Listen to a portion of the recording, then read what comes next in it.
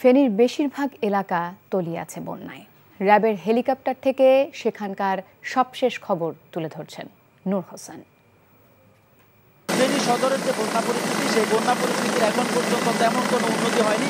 তবে আশার বিষয় হচ্ছে এখনো পানি সেভাবে বাড়ছে না, কিন্তু পানি কমছে এমনটা বলা সুযোগ নেই। এবং এ জায়গার মানুষের যে দুর্দশা দুর্ভোগ সেটিও কমার মতো অবস্থায় নেই এবং তাদের এখন খাবার এবং পানির যথেষ্ট সংকট রয়েছে।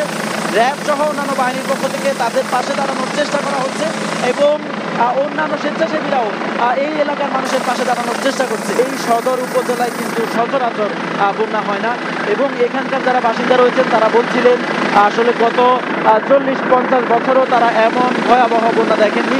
সদর উপজেলার যে ইউনিয়নগুলো রয়েছে, বাজিতপুর, ফরহাদনগর, সোনুয়া এবং মজবি ইউনিয়ন, এই ইউনিয়নগুলোর প্রত্যেকটি বাড়ি ঘর ডুবে আছে।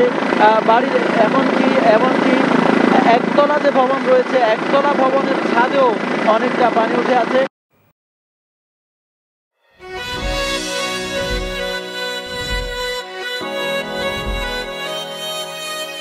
এই শুনছো, উঠো না। আমি বলবো একটু ঘুমাই। তোর বাইরে লেগে এক কাপ চা বানাই দে।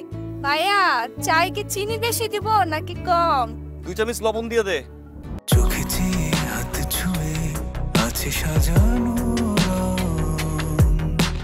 পথ চলা কথা বলা যেন শেষ না হয়। আমি যে বিয়ে করছি, আমার যে বউটা একটু ঘোরা উচিত, কারো মাথায় আছে?